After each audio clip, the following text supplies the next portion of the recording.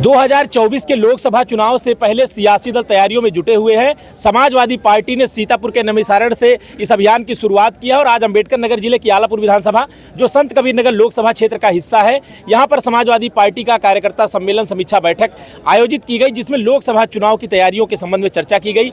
यहाँ प्रभारी के तौर पर समाजवादी पार्टी लोकसभा संत कबीर नगर के प्रभारी सुनील सिंह और इसके अलावा संतोष यादव सनी, स्थानीय विधायक एवं सपा के राष्ट्रीय सचिव त्रिभुवन दत्त जी मौजूद हैं। आपसे बात करेंगे क्या तैयारियां हैं लोकसभा चुनाव को लेकर। विधानसभा में हमारे वोट की चोरी कर लिया था भारतीय जनता पार्टी ने।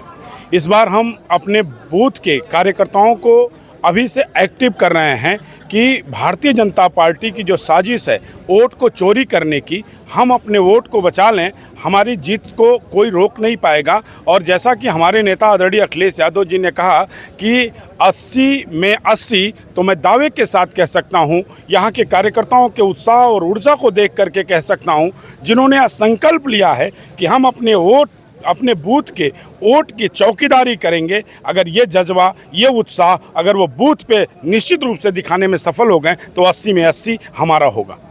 अभी बीजेपी यहाँ दावा कर रही है कि यहाँ समाजवादी पार्टी और बीएसपी का गठबंधन जब हुआ था तो 5 सीटों पर सपा रह गई और 10 सीटों पर बीएसपी, तो फिर अकेले समाजवादी पार्टी आरएलडी के साथ कैसे जा पाएगी? हमारे वोट की चोरी हुई थी। मैं शुरू से कह रहा हूँ, 2022 में जो चुनाव हुआ विधानसभा का, उसमें हमारे वोट की चोरी हुई।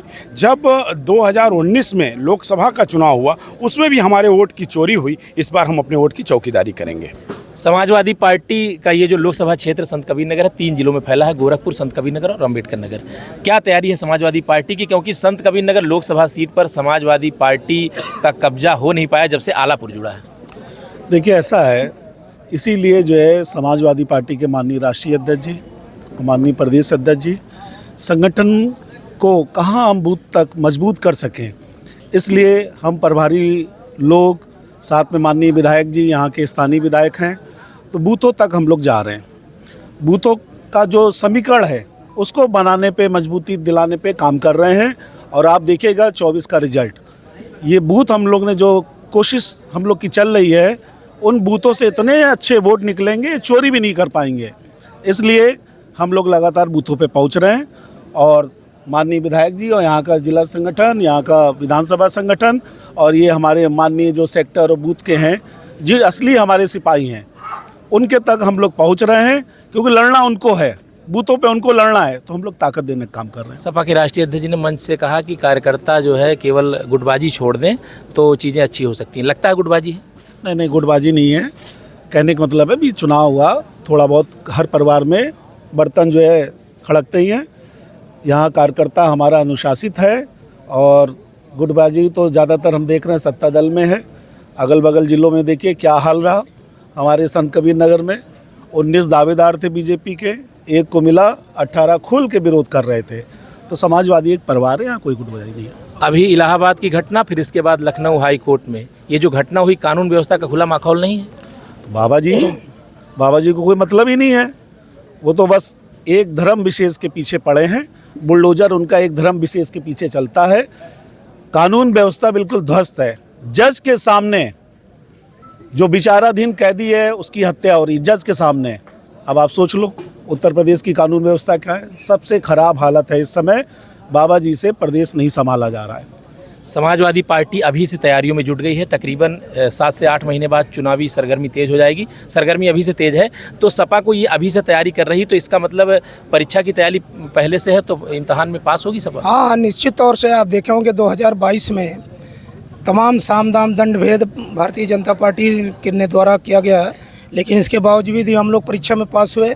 और 2024 के चुनाव में पूरी दमदारी और निष्ठा के साथ हमारे कार्यकर्ता लगे हुए हैं। पूरी उम्मीद के साथ मैं कहना चाहता हूं कि 2024 में संत कबीर लोकसभा क्षेत्र पर समाजवादी पार्टी का परचम लहराएगा। राष्ट्रीय स्तर पर एक गठबंधन बनाने की कवायद चल रही है। बिहार में 23 तारीख को एक बैठक होनी है, तो क्या देख रहे हैं समाजवादी पार्टी की भूमिका कितनी महत्वपूर्ण होनी है, क्योंकि 80 सीटें उत्तर प्रदेश से हैं? देखिए, इस समय जो है, मैंने अभी अपने भाषण में जिक्र किया है कि जो बाबा साहब डॉक्टर अम्बेडकर ने संविधान बना करके हर समाज के लोगों को सम्मान और स्वाभिमान की ज़िंदगी जीने का अवसर दिया था। आज भारतीय जनता पार्टी की सरकार उस पर कुठाराघात कर रही है। जहां उनकी सरकार नहीं है, दूसरे की सरकार उनको ख़त्म करने की कोशिश में लगी हुई है।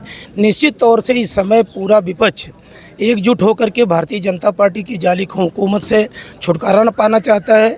निश्चित तौर से मुझे भरोसा है कि 2024 में सारे विपक्षी दल एकजुट होकर के भारतीय जनता पार्टी की जाली हुकूमत को उखाड़ फेंकने का काम 80 सीटें हैं, आप क्या उम्मीद करते हैं समाजवादी पार्टी को 80 सीटों में से?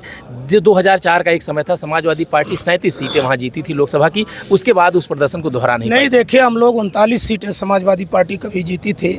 निश्चित तौर से कहीं न कहीं हमारे बीच में कुछ कमी रह गई है, लेकिन इस समय जो समाज की आवश्यकता दिखाई पड़ रही है कि समाज के विभिन्न वर्ग के लोग हो, चाहे दलित हो, पिछड़ा हो, अल्पसंख्यक हो, यहाँ तक कि सर्वजन समाज के लोग भी बड़े पैमाने पर समाजवादी पार्टी की नीतियों से प्रभावित होकर जुड़ रहे हैं।